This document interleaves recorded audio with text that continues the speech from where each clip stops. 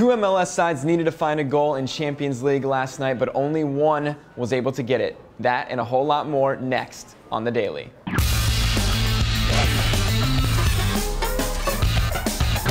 Hey everyone, welcome to The Daily here on MLSsoccer.com. It is Wednesday. I am Josh Weisenhunt, joined here by Jason Seguini. The big news from last night, two MLS sides in CONCACAF Champions League action. The fate was sealed for both Houston and Real Salt Lake. Jason, will start down in Houston at BBVA Compass Stadium.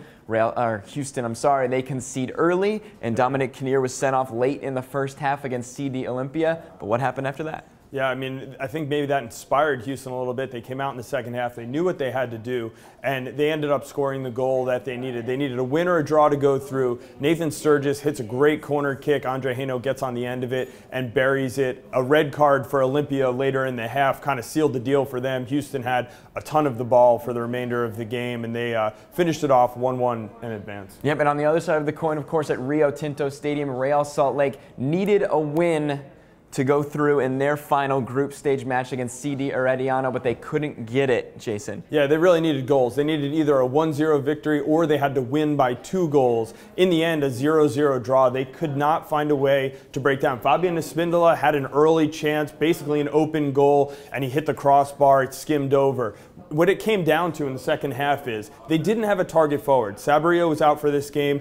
Anytime they pumped the ball into the box, the goalkeeper was shaky. He was dropping balls. He was, whiffing at punches.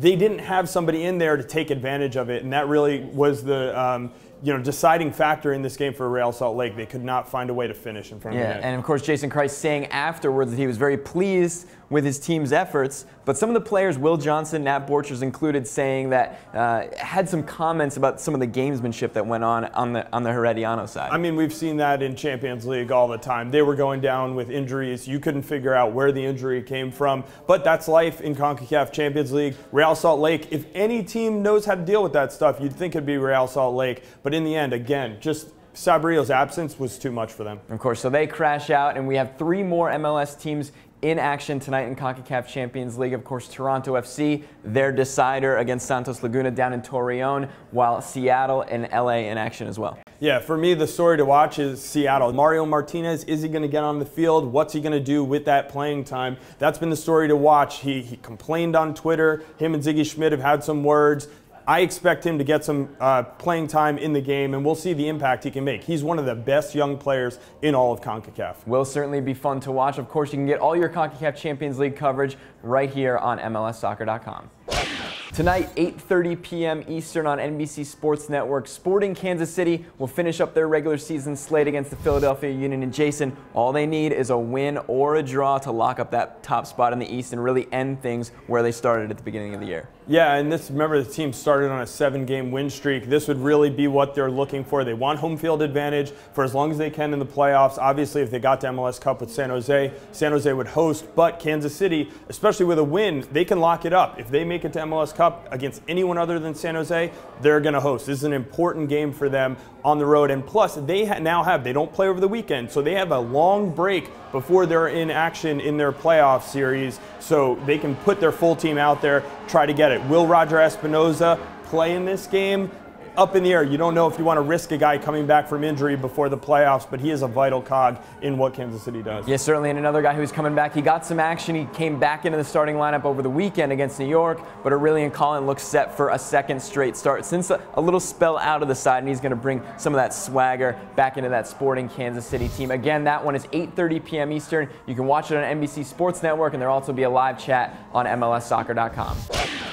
Some off-the-field news for you now. Chivas USA owners Jorge Vergara and Angelica Fuentes making some changes yesterday in terms of the structure of the club down there at Chivas. They appoint Jose David as the club's new president and Jose Luis Real to head up the soccer side of things. Jason, of course, Jose Luis Real, the big news as far as he goes, he was the former head man at Chivas de Guadalajara. Well, we're seeing Chivas USA going back to the Mexican influence, bringing people up from their sister club, and maybe this is the time where they kind of put a stake in the ground and find a place to really push forward and build on the organization. It's kind of been struggling for direction recently, but this maybe is a good thing for Robin Fraser to have some leaders behind him that are willing to back him and help him build the team after what was a very difficult season.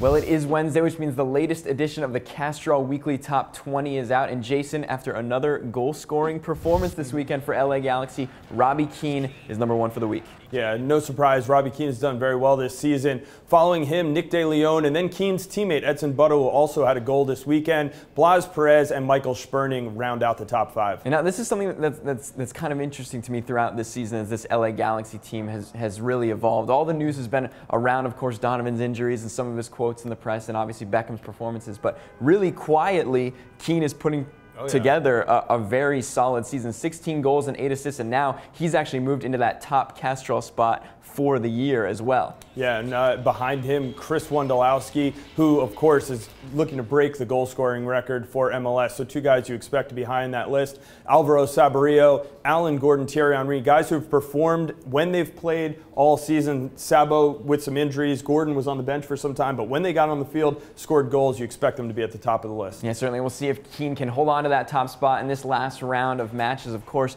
to end up the season. That does it for us here on The Daily. Make sure that you check out the March to the Match podcast coming out today, as well as the Power 5 top supporter shield sides in MLS history. That does it again for us on The Daily here on MLSsoccer.com. We will talk to you guys tomorrow.